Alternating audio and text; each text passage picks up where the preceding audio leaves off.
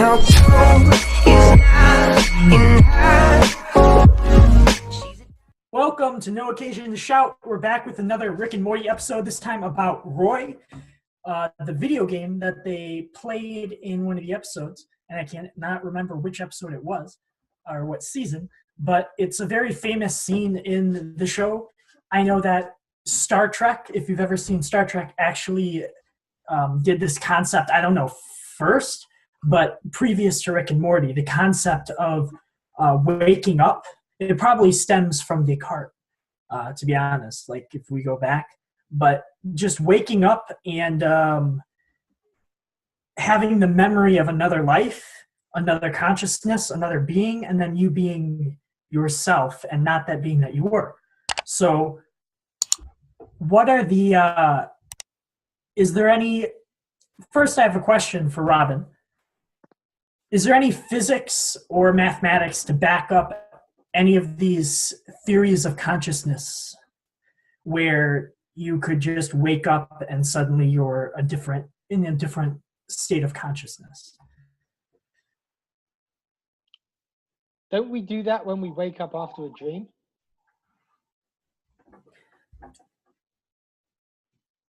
Somewhat, but I think it's different than in this case it's different than a dream, because have you ever dreamed that you were like somebody else? Or do you okay, but there's an inherent contradiction in the question, right? Because if you were dreaming that you were someone else and you didn't know it was you doing the dream, which would have to be the case if you were actually dreaming being somebody else, right? Then there wouldn't be a connection. It wouldn't be you. The question's self-contradictory, right? You see what I mean? I see what you mean. I mean, so when I wake up from an actual dream at night, I can dream that everything about my situation is different from my actual waking reality. But I still have the sense that it's, in my case, the same Robin Koerner who's participating.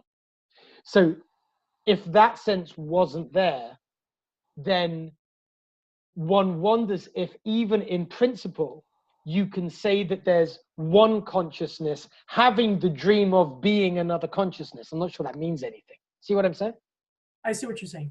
How would you separate the video game Roy, that concept, from the concept of dreams? Would you separate those two? Well, I mean, again, I don't know the context of this in which the clip occurs in the show, right? I've just seen that short clip. I mean, obviously the two things are different superficially. One is the guy's putting something on where he's interacting with a man-made, a system designed to show him a life that he could be having, I think is kind of the point. Whereas a dream obviously isn't that, and a dream is something that is a natural process. So you could say that the dream is something, a normal dream is something that our consciousness does. Mm-hmm. Right? Anyway, it's built into the consciousnesses we have it. Whereas obviously that isn't the case in the clip, right? They're very different things, right? You're basically exposing your consciousness by choice to a set of sensory inputs that only exist outside your consciousness and are given to you. So I think it's a fundamentally different thing. Right? Okay. And then memory, again, what I took away from this clip is how strange memory is, because let's say someone's giving me, even in a dream, someone's giving me information, or there's a flash of information in my head. Dreams only last between 5 and 7 seconds on average, from if what I've read about dreams is correct. So that's a flash of information. And then we take that flash of information and we sort of create a time, because we have to know, okay, how long would that have taken? So this goes to something very interesting that we've touched on before in other shows, which is that time is so interesting when you're talking about consciousness, because, you know, when we think about it, we perceive time as going at 1 second per second, and we kind of exist in it, and we have this simple kind of sensory input, which enables us to, in some way, experience time as it is. But we know that that isn't actually what's happening. The actual experience of time is, if you like, generated in some ways post-sensory data, right? So, in other words, the feeling of objective time is a subjective construct, which is, I mean, as soon as you go there, it kind of becomes mind-blowing. And obviously, as I'm saying that, I'm thinking back to the last show, right, where we were talking about space-time and relativity. Time is, as we've said before, I think in earlier seasons, for my money, perhaps the least fundamentally understood concept that is both physical and psychological that we have. And it is one on which I think so many things depend. Things that we can't even imagine depend on it. So how close do you think we are to being able to set something up with our brain, like a helmet, and just put information into our brain just instantaneously? Because isn't that almost what's happening in a dream? When you're dreaming, you're getting a bunch of information and you're getting it over a short period of time. Okay, so almost like you're experiencing an eternity. Okay, so there's lots of things then there that's packed into the language you're using, which I think is it begs a few questions. You talked about you getting the information. Now, Sam Harris, for example, would point out that there is no separate you that kind of sits at a certain control point in the head and has information fed to it, but rather the very experience of you, the experience of self, is somehow an emergent property of the brain doing stuff, including sensing and processing information. So that formulation is right there problematic. And there was something. Another thought I had, but I've lost my thread. Ask the question again. Ask me that question again in the way that you did, because I had another. How far? Here, let me phrase it this way: is it possible, and if so, how far are we away from being able to synthetically create a dream-like occurrence? Okay, so you made the connection between the downloading the information directly and what goes on in a dream. And you indicated that a dream involves the getting of information. So I've said that, well, there isn't a self that gets the information, but I would also say this.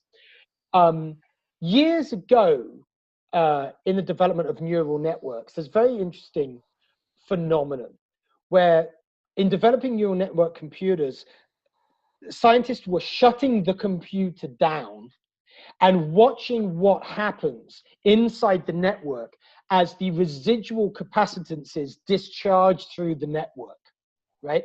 Now, given that particular thoughts or perceptions exist in the brain as a pattern of firing of brain cells, right? Similarly, and we can map our internal experience, if you like, or our internal experience of our own cognition, our internal experience of our thoughts, into a pattern of firing of cells. Similarly, when the neural network was basically disconnected from power, you have capacitances discharging through the network in a way that is determined, of course, by the structure of the network and which pathways through the network are stronger and which are weaker. Yeah. So the charge might go down, the dissipating charges when you turn off the network might go down a stronger neural pathway rather than a weaker one. Now, what would make one neural pathway stronger than another one? Well, what the neural network machine has been doing since you turned it on last time, right? Because we know that's what soft wiring is. You use certain paths in the brain, those paths are reinforced. You don't use, they're weakened. And so what the scientists said when they saw this is it's like a dream, right? Because you can see that the patterns of discharge actually map to patterns that they know mean certain things, right? because they were using the neural network to process bits of information. So they could see that when the thing was left to its own devices just to dissipate, they weren't putting in coherent inputs. Nevertheless, the dissipations were coherent, right? So they mapped, in other words, to meaningful things that were going on, meaningful patterns inside the neural network that were evident when they were actually using the neural network to process information, just as we're using our brain to process information. They did this to a computer? So yeah. So I'm talking about a neural network computer. So, Okay. so to a first approximation, what they saw when they put the computer to sleep was the computer dreamt, and it dreamt in a way that involved coherent patterns that were related to what the computer was just doing. Very much as if when we go to sleep, a lot of our dreams will be informed by, if we've gone to sleep watching a movie and it might still be in our head, or some emotional experience we had that was particularly intense that day. So again, there's a sense in which that dreams aren't maybe giving us any information. Rather, what they're doing is there may be a neurophysiological phenomenon that we experience in the same way we experience information. Do you see what I mean? But it's not that the dreams are taking any information from anywhere and giving it to us. But the information that we are experiencing, the way it is received is unique, though, because we're receiving a lot of information in a short amount of time. Hold on, there's no issue that there's a sense in which all brains receiving information do so uniquely, because no two brains are identically wired. But specifically referring to dreams, I'm the time. Sure, but dreams go on in a brain, right? Yes, and they last between 5 and 7 seconds. But your reason to bring that up, I'm trying to understand, is that given that we're experiencing information over that short period, that then there is some processing that goes on that puts it into a timeline that makes it sensible. I think we do that after we're awake. Well, now, isn't that interesting? Now you've just got to a very interesting philosophical question, because obviously you only remember the dream when you're awake to remember it, right? Yes, when but the information you remember experiencing it at a certain time, but you don't remember the being asleep whilst experiencing it. So in what sense do you experience when you're asleep, and in what sense do you experience something that happens when you're asleep? I would argue that when people are remembering dreams, or when I'm remembering dreams, I would argue that what I'm remembering is a flash of information that has no order, no time, no sequence of events. And the way that my brain is subconsciously, unconsciously, and consciously trying to order the events. That's why it's hard to remember dreams sometimes. That's why you think about it. And but what I'm saying is information. Okay. In order. But what I would ask is that qualitatively different, fundamentally different from what the brain does with information when we're awake? Yes, because I don't experience an entire day in 5 to 7 seconds and then have to reorder, okay, what was everything that just happened? But it happens in both cases, your experience of the events occurring in time is just that. It's a set of events experienced in time. We know in both cases the brain is generating the feeling, if you want, of time, the immediate experience of time, and that there's something kind of post hoc about that. We talked about, the subjective creation of apparently objective experience. Experience of apparently objective time. So how can you draw, like? Yes, it is the same thing. It is the same thing. But the dreams appear there is a difference in dreams because it appears as if you're getting more information in a shorter amount of time. And I guess my question is whether you can replicate, is if there's any way to replicate the amount of information you get in a short amount of time, like in a dream, but while awake. If there's any way to Well, well, again, okay, so again, it depends exactly what you mean with the question, because we know, for example, and I know we've discussed this too, Austin, is when you're about to have a car crash, time slows down, right? that's true. Okay. And so we start to get an awful lot more information in a very compressed period. It's a much higher data rate, much higher data rate. So, I mean, does that answer your question in the affirmative? Maybe it misses the What point. about the helmet in Rick and Morty? What is the is that possible? And if it's not, why isn't it? Are you saying, are you asking if when he puts on the headset and he appears to be experiencing his life in just a few minutes, Yes. if it's actually possible that he experiences those few minutes as, let's say, 50 years? Yes. Well, if I don't know how you could experience 50 years without experiencing all of the times you get hungry, need the restroom, get thirsty. Well, because it's not actually the 50 years. Right, but you're asking me about the experience of 50 years in 5 minutes, and I'm thinking as I'm going here, what actually does 50 years feel like? I mean, 50 years. I don't know if I can imagine 50 years without, let's say, going to sleep 50 times 365 days. Like I mean, it's a hypothetical on a dream where it felt like about a week's worth of events.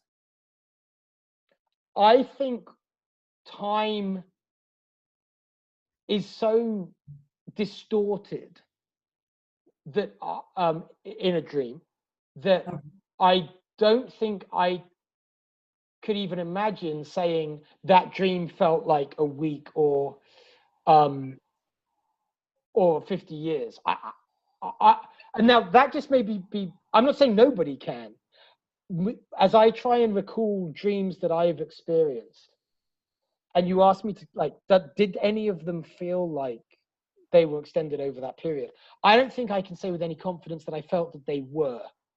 And I think that's why I can't give you a better answer. But maybe I would be interested if you do. That's super interesting to me. There was a one time when I stopped taking Adderall, and I was having very vivid dreams and nightmares, and I woke up and I felt as if it was almost like Morty when he was like, "Oh, what's going on?" Like I felt as if like, "Whoa, where am I?" I felt I couldn't. It was only a day, but it was almost as if in my dream, that day that I was experiencing, in the dream, I had all these memories of a past that were constructed that were a different past than the one I had when I was awake. So what I was doing that day, I had already like preloaded information about who I was, who my family was, because there was a lot of things different about my life in my memory. Like I was not so you living. Dreamt memories. You dreamt memories. Yes, I dreamt memories. So in the dream, it was only a day long. It was only lasting a day, but all the memories that were subconsciously through my brain on that day were different. I had like construed a whole fake history of myself, which was a little bit different than my own.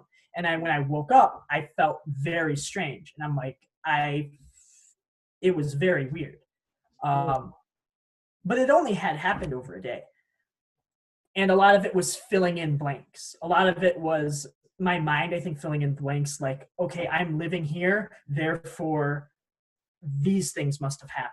Or I have a motorcycle, therefore I must have bought a motorcycle, so that's a new memory. And everything that was different, my Right. brain linked a new memory or a scenario or a possibility how that would have happened. And I think we know that a lot of memories are formed that way. That what we experience as direct memory is actually constructed. You know, I mean, I think they've done like studies on this, that you find that a lot of people remember being in a certain place, and then you discover that actually they've created the memory from seeing a picture of themselves in that place. And Um, and also if you tell someone something happened, like every week, Vsauce did an experiment where he kept telling these people that they had gone on a hot air balloon ride, and every week he would have them back, and he would be like, "Are you sure you don't remember this? Here's the hot air balloon ride." He made a picture of them in the hot air balloon, and then after like a month, they started remembering it because they kept remembering being told that they had went on a hot air balloon yes, ride when they were younger, but they never did. So he was able to trick them, which was very interesting. I'm. That's an interesting story, and it reminds me of. Have you heard of a guy called Derren Brown? I have not. He's a mentalist, an English mentalist.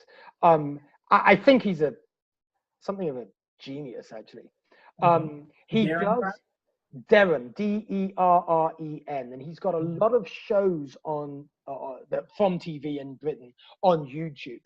And Oh, in one of the shows, and he's very interested in manipulating the mind. That's what he's about, and understanding in the a limits. magic sort of way, or Yeah, not just that, but he is certainly if you like, a psychological or mental magician. okay. Um, and and one of the shows that he's done, and I urge you, if you're interested in this, to like check them out. You find it addictive. Was he set somebody up in a retreat? I think it was like a staff retreat, and he manipulated circumstances such that this man was led to believe he'd committed a murder at the retreat. Oh wow.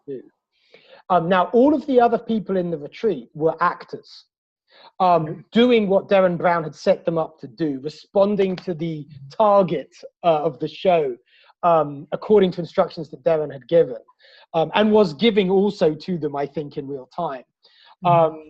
But this guy actually ended up, and the show, you saw this in the show, he ended up, he went through a period of great confusion as he tried to piece together what he believed was part of a night when he was blacked out from bad drink.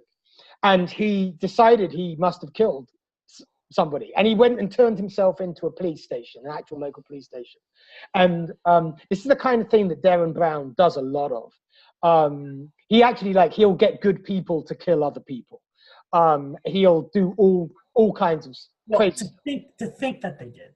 Well, to actually pull the trigger, meaning to murder somebody on film. Really? Yes. It's astonishing, the psychological work that he's demonstrated. That seems very manipulative. No, Like, that's exactly right, and I suspect it couldn't be done for legal reasons in the United States.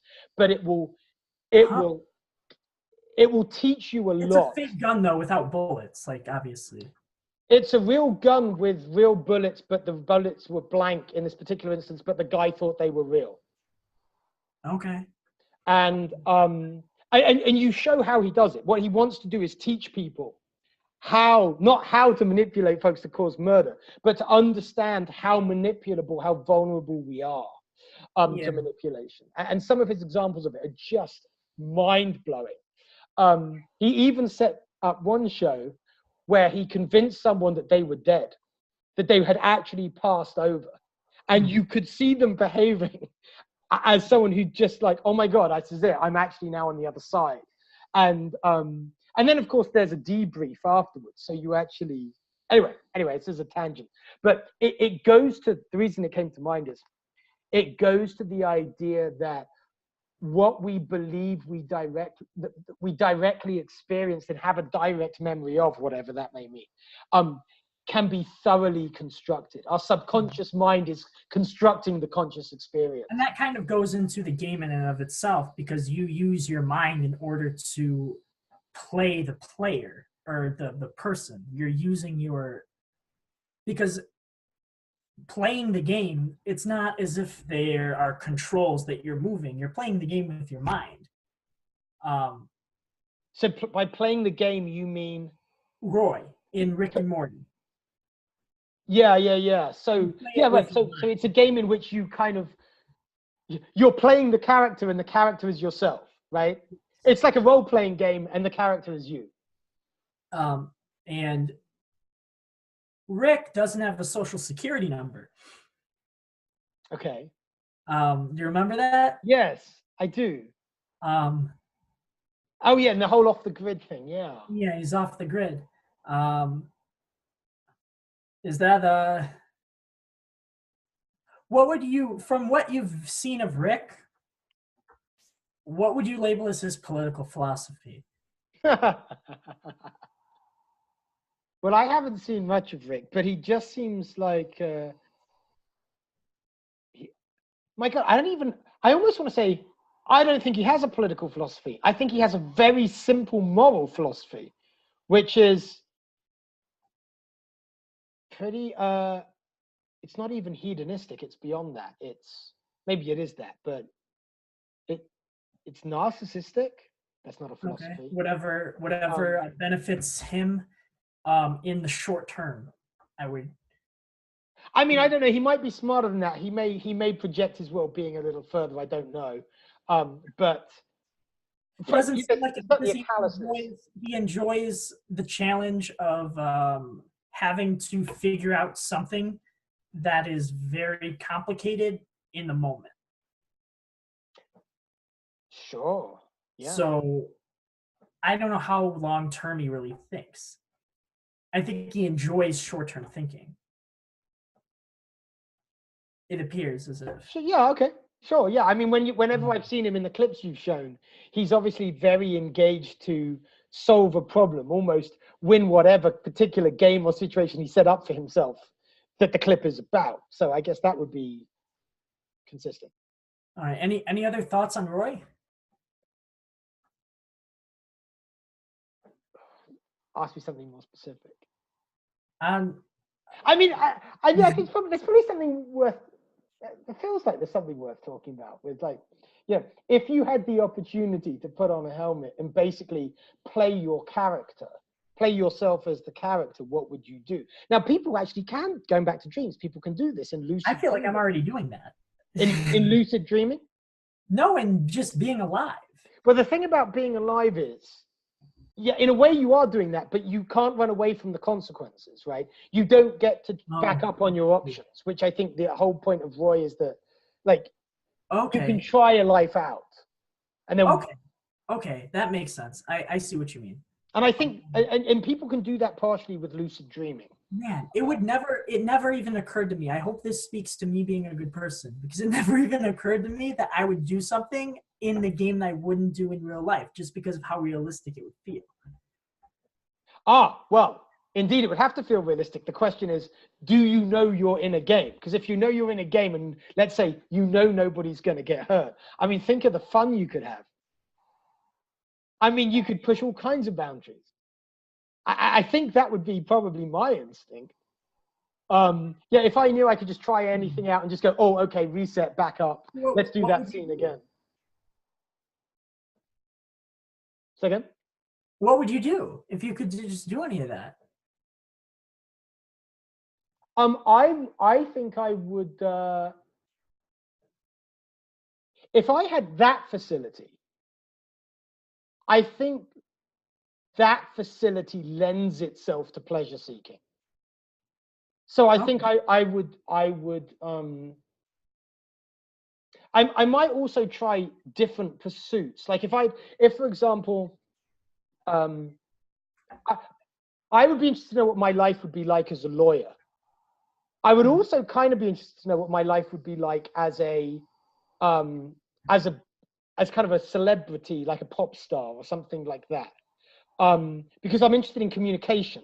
And the easiest way to communicate to large numbers of people, even about something you care about, let's say like politics in my case, is sell 1 billion records or 10 million, and then mouth off about that. Now that would be quite an interesting thing. I don't, and also I'm interested in the extremes of experience, and I think the extreme of experience of being famous. I wouldn't want to be famous. I'm very into my privacy and things like that. But if I had a game to try that out, I think that would be kind of interesting. And to the pleasure-seeking pieces, there's lots of pleasure-seeking that comes with that. That if you could do without destroying yourself physically, then well, yeah, why not?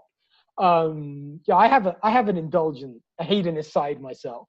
That would be like, I mean, isn't that what? I mean, it's virtual reality. We're talking about virtual reality, right?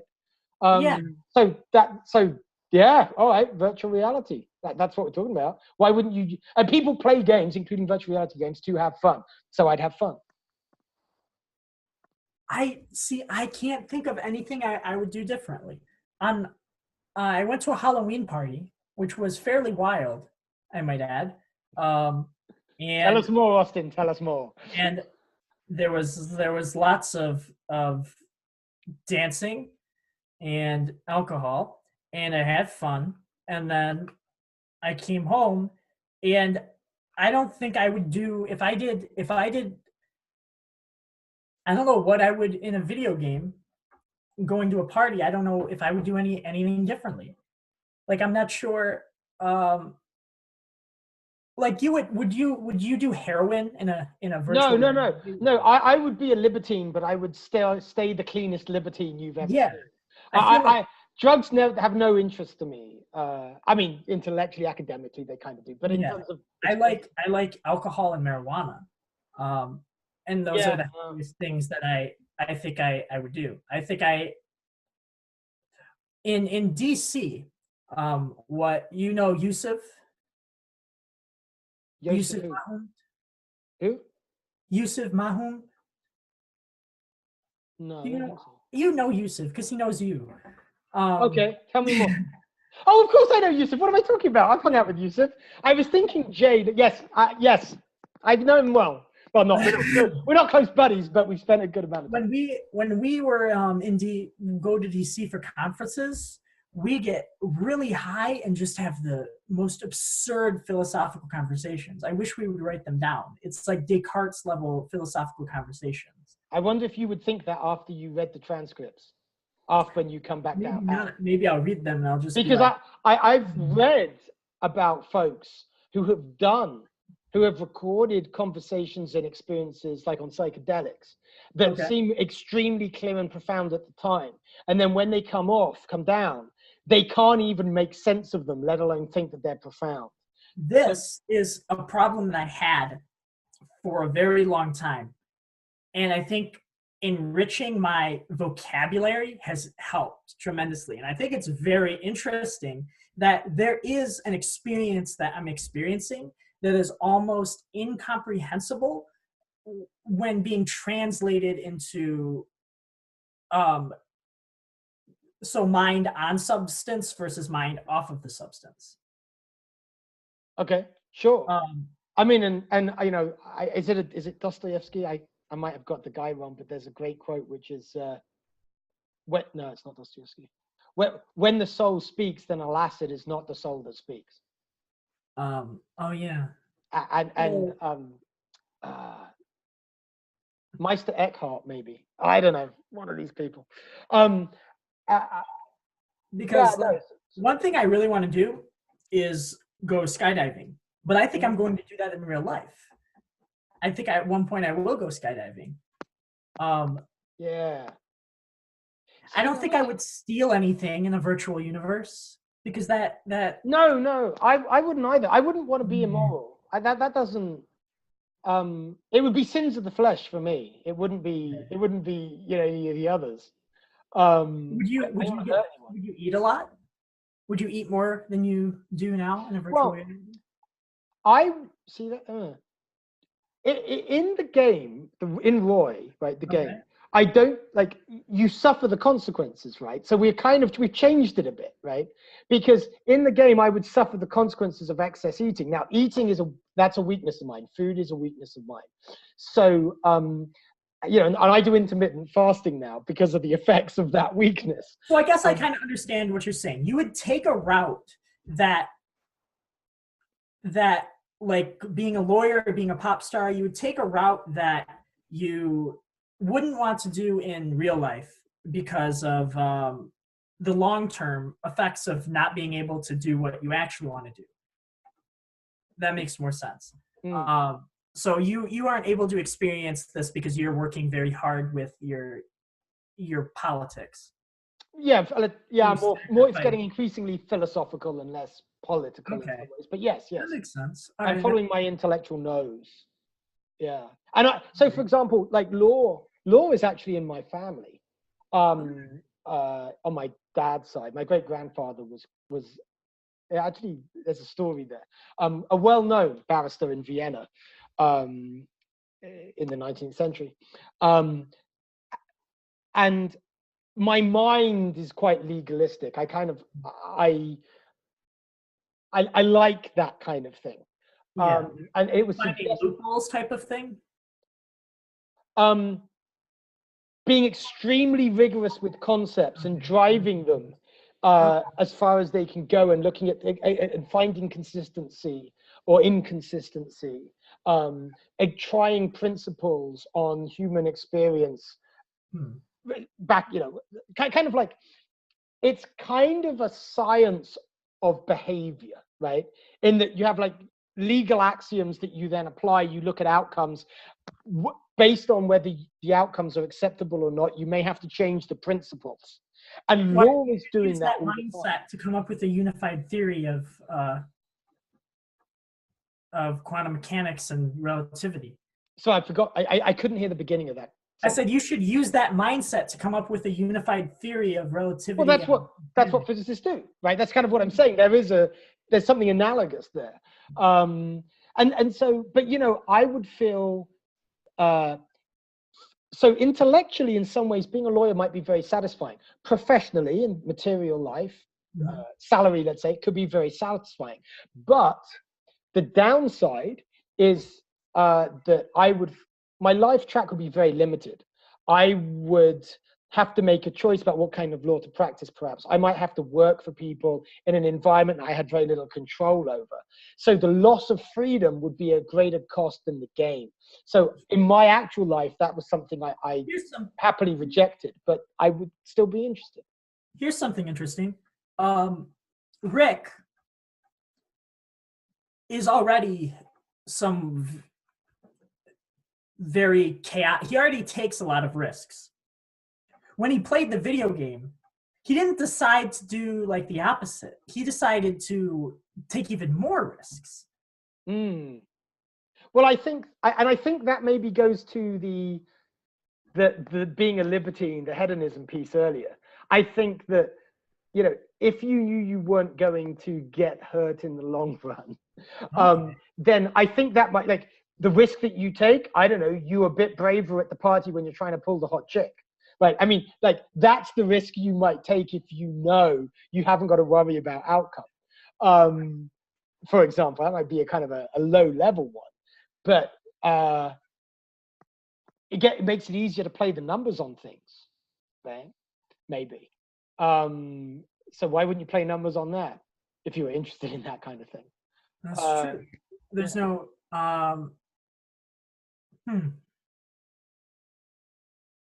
That's interesting. I don't think that I think like that, and I don't know why. I don't think anything like Rick does. He decided to take even more risks. Okay, so because he is intelligent, do you think that more intelligent people take more risks because they know they can get themselves out of it? Oh, I need to see the data on that. I mean, first of all, like, what do you mean by intelligent? There are so many other factors. I guess I would say not intelligent. People who are high in openness to experience. Yes. Take more risks. Yes, I think we know that. More risks. And is that why they, on average, have higher IQs? Because they're constantly forced to adapt to situations that are more complex than someone who is lower in openness to experience. Well, that's interesting. So we're saying, is openness indirectly a cause of intelligence, or is intelligence a cause of openness? Yes, because there is a correlation between openness and intelligence. But you could argue from just an adaptive standpoint, if you throw an animal into a more complex situation, they're going to learn more than an animal that's in a safer environment. Yeah, I mean, I think think it's that got to makes work. sense. I think it's got to work both ways, right? Because surely the exposure to, as you say, a more varied environment over time gives you more information, requires you to adapt to more. Intelligence is adaptive, so there's that. But on the other hand, also, just simply, if you are more intelligent, you can Mm-hmm. fearlessly encounter more experiences. Okay, so it might work both ways. That makes sense. What about this though? Because this is a question in evolutionary psychology that they haven't been able to really break. That people who have, it's not related to openness, but I guess it is. It is related. IQ is always related to openness, but people with a higher IQ have lower senses of disgust. So That's openness, yeah. things that disgust them are lower. Like they could watch someone being murdered and not be as affected by it as someone with a lower IQ. Disgust sensitivity is kind of the flip side of openness. So if you've got a correlation between IQ and openness, you've got the correlation with disgust sensitivity, I think. Yeah. So no, that's kind of a question. What is that? Does that have to do with just being more open? Is that all that is? Is also, I mean, I think necessarily being more open correlates with lower disgust sensitivity, right? So what's the question? So why? I think by definition, I mean, openness is the ability to comfortably Entertain? a wider range of experiences, Okay. and to cognitivize them. And disgust is a instinctive reaction away from certain kinds of experiences, right? Okay. So I think being more open to it. And I guess asking why more. I saw a centipede today and I was freaked out. And I'm thought about that for a long time. Like, why? It's a centipede. Does it have any real danger to me? Like, what's the worst that could happen? If it were to like crawl all over me, like how is that different than like a rat crawling on me that I might not be like I was very confused as to why I'm so afraid of centipedes. This is an interesting question. Because there doesn't seem to be any real reason.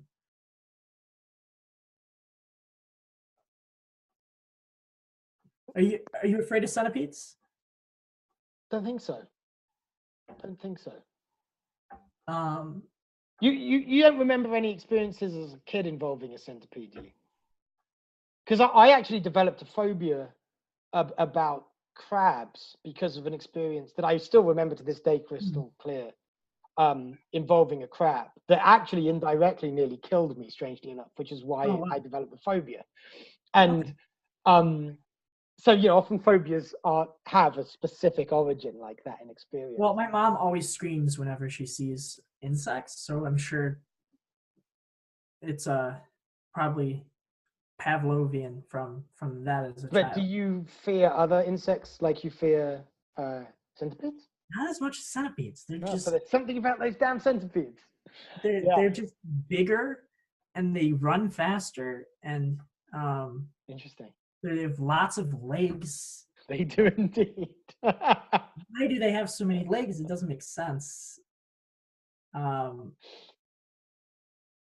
I don't know. All right. Well, we have 10 more minutes Okay. to discuss Roy. I'm trying to think.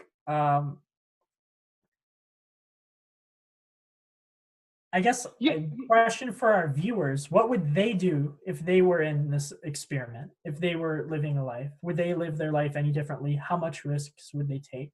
Would they be more risk averse? Put that in the comments. I would like to mention, I think, one of the big points that that clip makes that just has come to my mind, Okay. which is, Rick criticizes. Is it Morty he's criticizing who puts the helmet on as well? That Yeah. yeah, I mean, criticize. He right. says good job. I think. That right, and that was what I was going to say. It's that you came back from cancer and then you went and did that, Oh, and okay. he's speaking to this wasted life, and this is something that this goes to my core. Oh, I knew I needed to have a big life before I knew what the hell I wanted to do with it.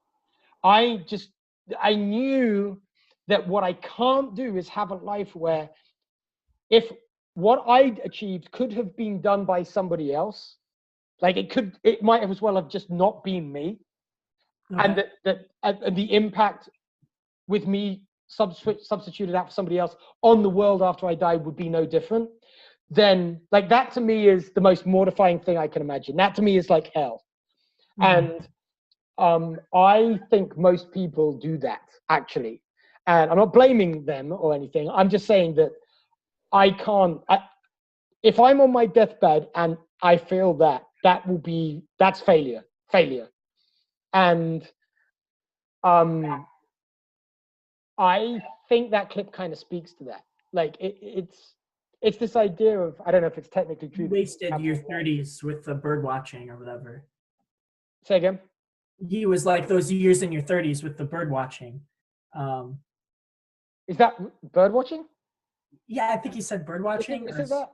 Oh, Or okay. Yeah, I can't remember, but yeah, just I mean, and just to be clear, like if somebody lives a happy life, then they're justified. I mean, I'm not. I'm just saying that notion to me is at odds with my own satisfaction, with my own sense of purpose. Um, I feel the same way. I think that's why I have a very hard time deciding what I want to do and why I jump around between Absolutely. music and I was the same. video games and physics and philosophy is because I want to make sure that I make the right decision for something I'm going to be doing for the rest of my life. So I think I think a lot of millennials in particular are having a similar problem because I, I feel like the older generation was more interested in sex and drugs, to be honest. Um, The generation above me, yeah, yeah, the generation above you was yeah, more interested in sex and yeah. drugs, and that led to having children. And then they settled down. They're like, all right, I had all my fun with sex and drugs, and then I had a kid. I think this generation is much more concerned with what do I want to do with my life, and that's part of the reason why they're not having kids is because they're not having. If they are having sex, they're having it very carefully, and they don't. Our generation, like maybe 30 and below, maybe even 35 and below, is just much more concerned with just doing something with life, like significant. Yes. I don't know why. Um,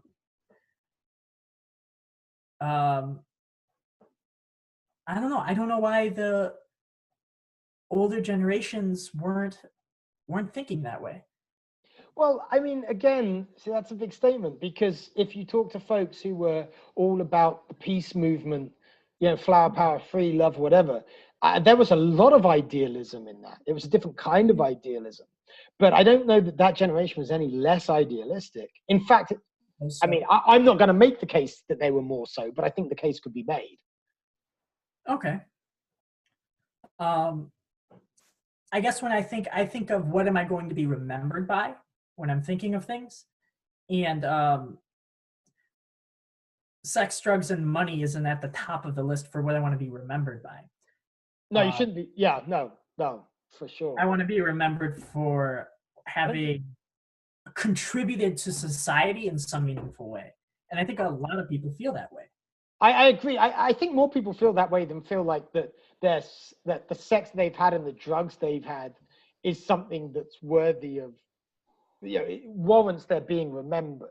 And money, for some people like Donald Trump, I know this because he said it publicly, he measures his success, his worth in terms of his money. So for him, that may be a thing. But I don't think sex, drugs, and money is how people want to be remembered. I think that's just things people want to have, by their definition, fun.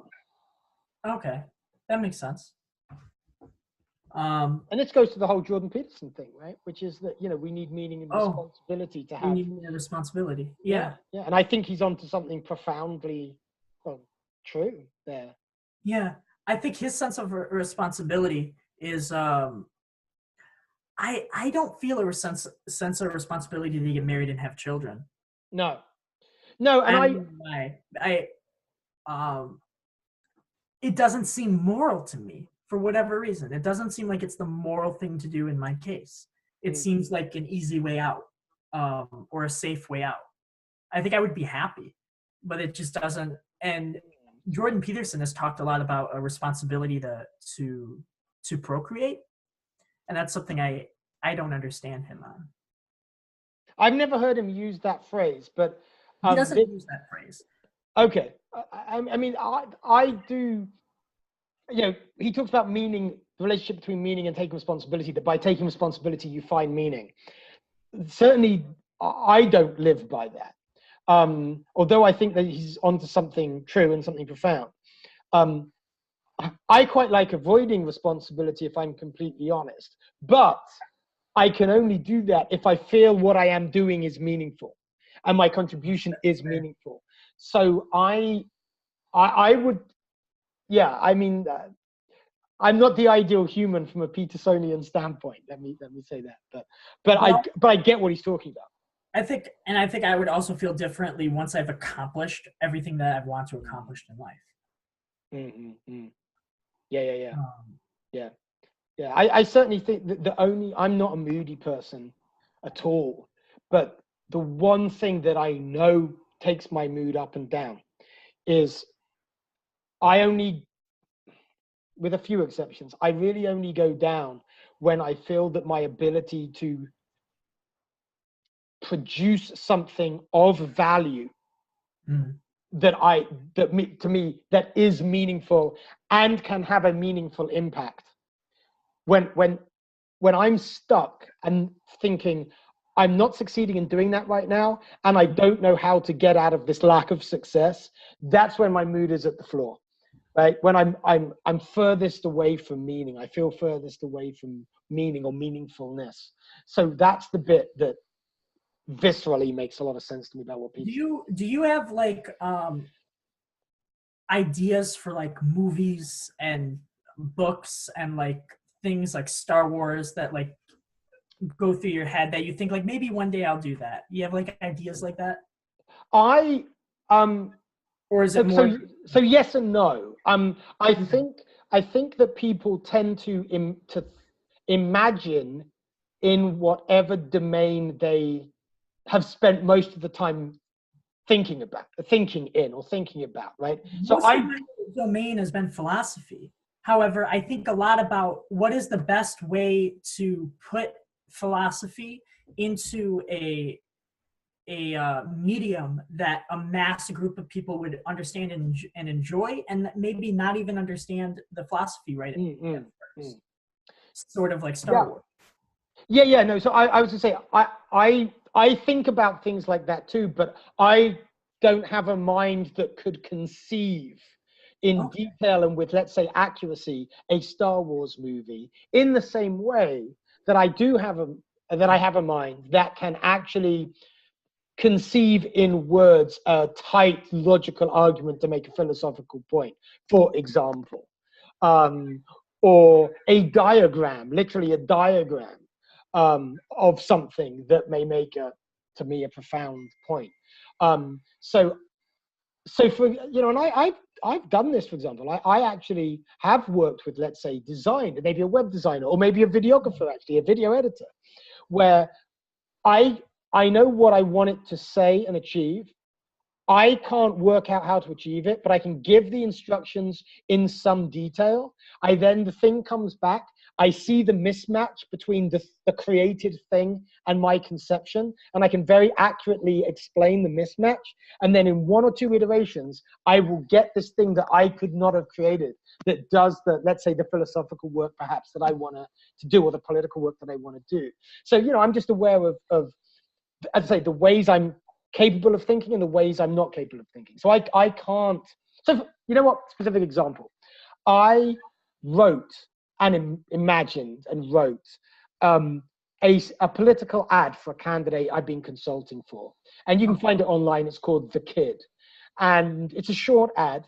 And it's a short script. And it's a script, but it's actually kind of technically silent. But it needed to be scripted out. But so I came up with that. And it makes a very clear and important fundamental point, actually, about human nature in 30 seconds. I was quite pleased with it. But there was no way I could imagine how it translates into I couldn't storyboard it, right? I couldn't go frame by frame.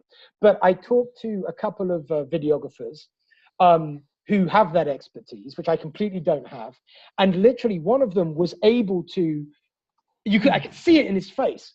Imagine it, each frame as I was explaining it. And then he would say back, okay, so this scene this will be a shot from this angle at this part of this person that will have this in the shot. And then I was like, yeah, okay, I could see how that would be the shot, but I couldn't have come up with it myself. So I'm aware of my limits, or some of them anyway. But you can help other people who have their right. limit. But that's what we all do, right? I mean, I think that's what we all do if we're making a contribution. Yeah. All right. So that was Roy. Let us know in the comments what you would do if you were in a virtual situation, whether you would take the consequences seriously, and be sure also to like, comment, and subscribe. Thank you.